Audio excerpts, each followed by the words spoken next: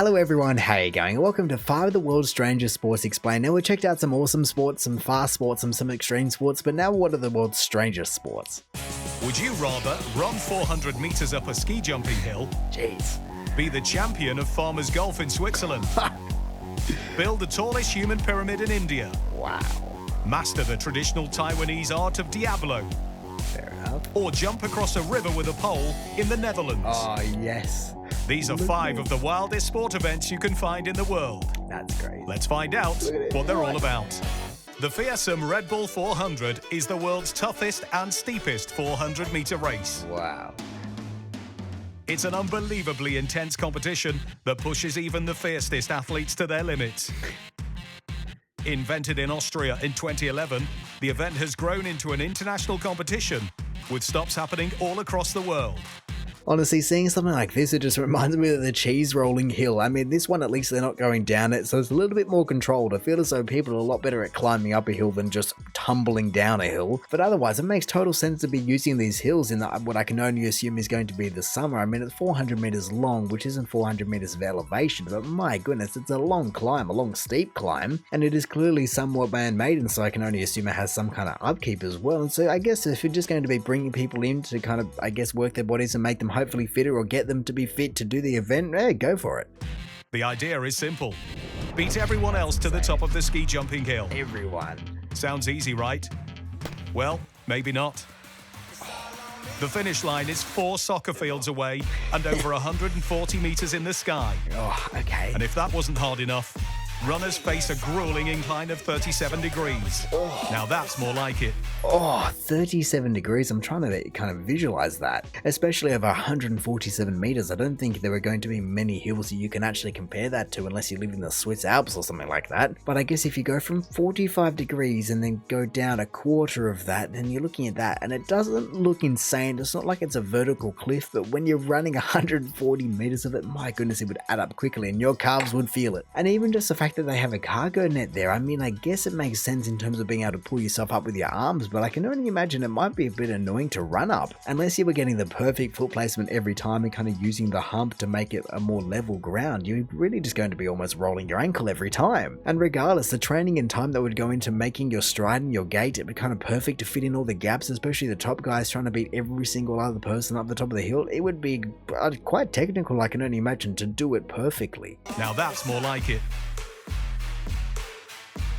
The race is open to everyone, from pro athletes to everyday runners. Wait, is that level? Really? That's level? That does not look like 37 degrees. That looks more like 57 degrees. I mean, it's a bit hard when they start off with a weird angle like this, but to be fair, the guy in the background in the orange on the safety line, he's also kind of just walking down, and he would be standing vertically. He wouldn't be leaning over, and so that's insane. So the only way I can see it being a true 37 degree incline is if they took the elevation by the distance and then they got that angle. So let's have a look. They said over 140, but let's just say 140, and then side C is going to be 400. What is it going to be? Angle A is only 20 degrees, really? That really just hammers home how steep it really is, and man, it's caught me off guard. I knew it was steep, but 45 degrees is what I'm calling it. The race is open to everyone, from pro athletes to everyday runners. Yeah, nice. And if you don't want to run the whole distance, you can join a relay race. Okay, Form a group, sign up, and get ready to tackle the ski jump together.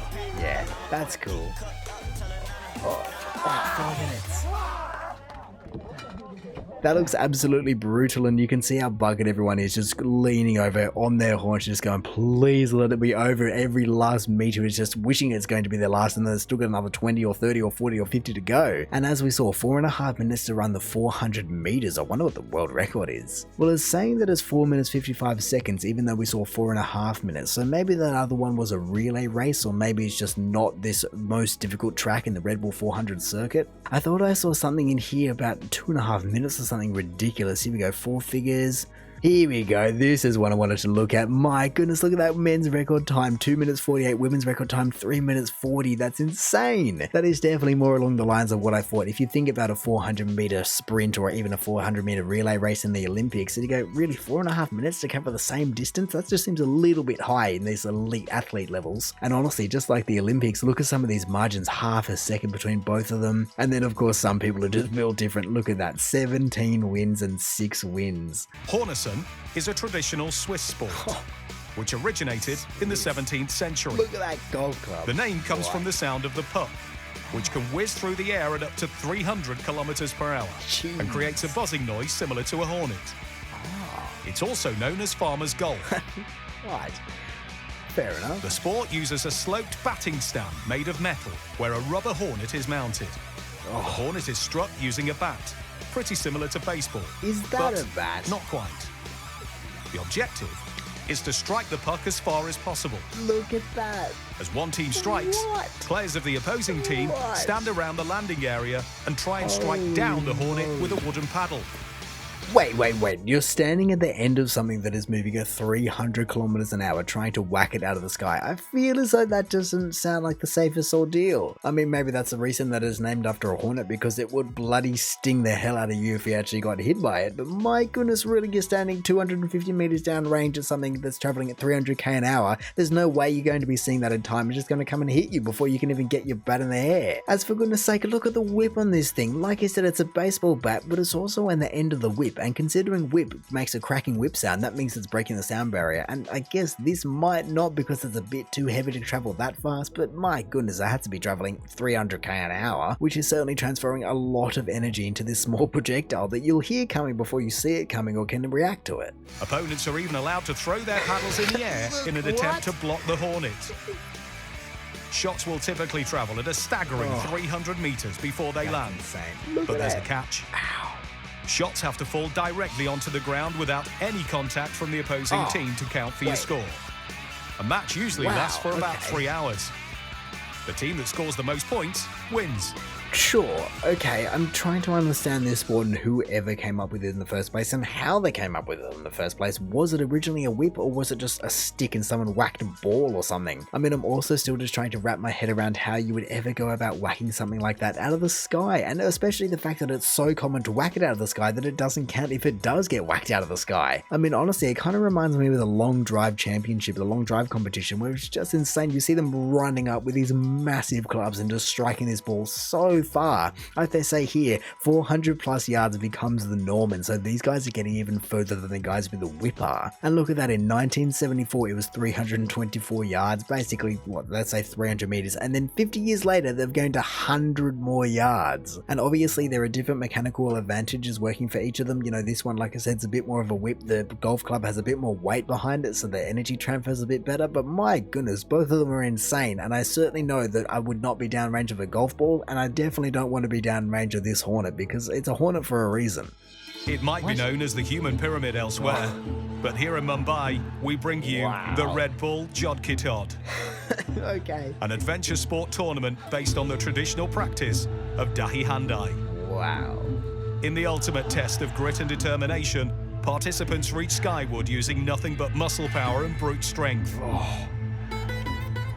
Red Bull Jodhki Tod pits teams against each other in a time-bound competition. What? Wait, it's a team sport? Well, I mean, not a team sport, it's a team competitive sport. I mean, obviously some of these things you go, are they really sports and are they really activities or hobbies or kind of just world record activities, Guinness Book of World Records things? But the fact that this is a competition on the fly, timed as well, that's incredible. I mean, you can see how many people are there to both witness and I can only imagine participate in such a thing. That's insane, because it would be a sight to behold to see these people what looks almost like, I don't know, 15, 20 meters in the air. And in comparison to the last one, I would absolutely do the last one, I think, over this one. I mean, maybe if I was at the base, I wouldn't feel too bad about it. But honestly, if someone's falling onto you, especially onto your head, you can see everyone's kind of interlocked. If someone falls 15 meters onto your neck while you're bent over, that's it. There's no coming back from that. So even though the last one's called a hornet and you're standing downrange of a projectile, I feel as though as long as I can look at it, maybe I'll be able to dodge it. Whereas this one, I just don't have control over what happens up the top. And if I'm up the top, then I have no control over what the foundations and what the base are doing. And so then you might just be toppling over in an instant as well. The festival of Dahi Handai sees teams join together to build towering human pyramids that can reach up to 40 foot high. Their goal is to reach up and break the handai as fast as possible. It's a knockout style tournament where the fastest team progress to the next round until they reach the final. What? Wait. This is just developing into more and more insane. The fact that they are doing this over and over and over again, maybe in the same day, maybe not, it's going to be so taxing climbing up and down. I mean, to be honest, if it was kind of a safe thing, you would definitely have so much fun just climbing up and down all over the place. And to be the person that smashes the vase would be an incredible feeling as well, just going, yes, I've won it for my team, at least for now, you know, we'll progress to the next round, we'll see how we go, and you just go all the way through. I can only hope there's prize money as well, because people's bodies are on the line. And so considering they said it was centered around a festival, I'm wondering, is the main attraction of a festival this, or is it just the entire festival and this is just one tiny little part of it? Red Bull Pow takes the traditional Taiwanese art of Diablo to a whole new level. And high. Each round is a head-to-head battle, where the action is performed to music and personal style is crucial. It all starts with a spinning motion. Wow. Once the Diablo reaches a fast enough spin speed, it becomes stable. Whoa. Then it's up to the performer to be as creative as possible. But this contest isn't just about the most eye-catching throws. The best contenders have to cover every aspect of POW. P stands for power. Performers must execute show-stopping tricks that blow the audience away. A is for accuracy. Judges want to see precision in every throw and catch. Yeah, I mean, fair enough. Clearly, you can see how high they're throwing it and catching it. And considering they're kind of competing, if you want to call it, on the world stage, or at least at the highest level, you're going to want some kind of accuracy, like with any other sport. But some of the moves that these guys are pulling off, I've never even seen physically possible. And physically possible in terms of physically being able to accomplish it, but also physically possible in terms of physics allowing you to do it. Where was it? Just when he's not even controlling both ends of it. Look, it's just spinning around and then he just goes into it like a madman. It's all of this is insane. That's the one I'm thinking of. How is that possible? A is for accuracy. Judges want to see precision in every throw and catch. And O represents originality. The most unique performances will stand out from the rest.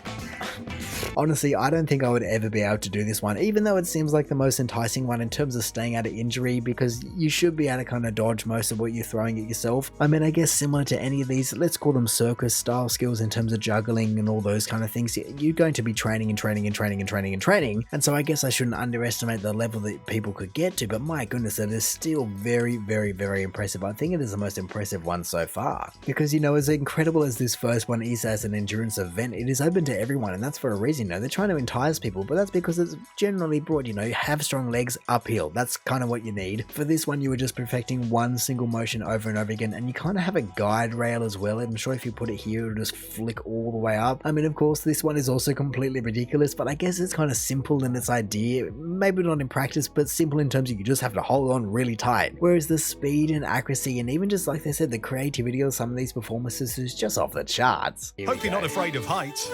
The ancient sport of veeljepping dates back to the 18th century Friesland Dutch province. Wow. Back then, farmers would use wooden poles to cross ditches filled with water. Okay. It became a sporting competition back in 1771, but the sport wasn't properly structured until the mid-1900s. Okay. Nowadays, the athletes sprint towards a pole standing vertically in the water, jump onto it, and climb as high as possible. The pole is between 8 and 13 meters long and has a flat, round plate at the bottom to prevent it from sinking into the mud. Okay, wow, so it is just in the mud. It's not even just in, I don't know, some kind of anchorage down below that just flips over. It can just go anywhere at once. And to hear that these poles are up to 13 meters long, so let's say you take a meter off for water, or maybe 2 meters, either way, it's going to be over 10 meters that you're possibly able to climb up this thing. And you have to do it quickly as well, you know, you're climbing 10 meters in as much time as gravity allows you. Whilst climbing, the athletes have to control the pole's forward and side-to-side movements to give themselves as much time as possible. But it's not just about reaching the top of the pole. The goal is to land as far forward as possible on the floating sand bed. The person who jumps the farthest wins.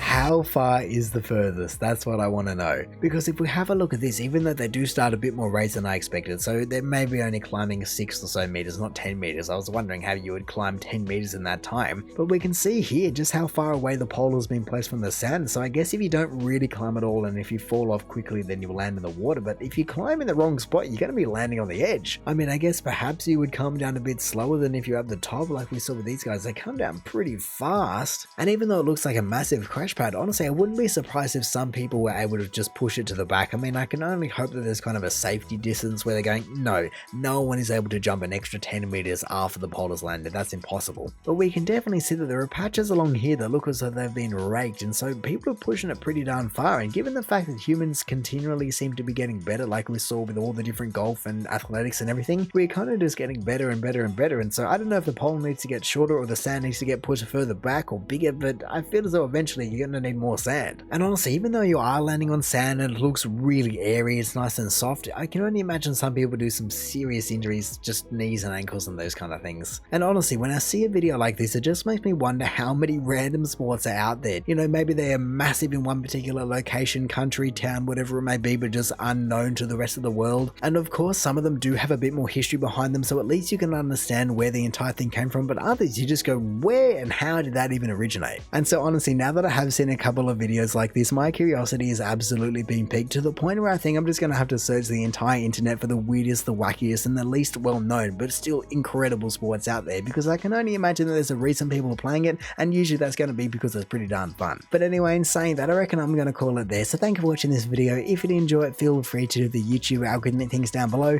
Also, if this is the first video of mine that you're watching, then make sure to go check out any other ones I've done. Also, make sure to go check out the original video down in the description below, or hey, maybe even just want to consider subscribing so that you don't miss another one of these in the future. But all in all, have a good one and see ya.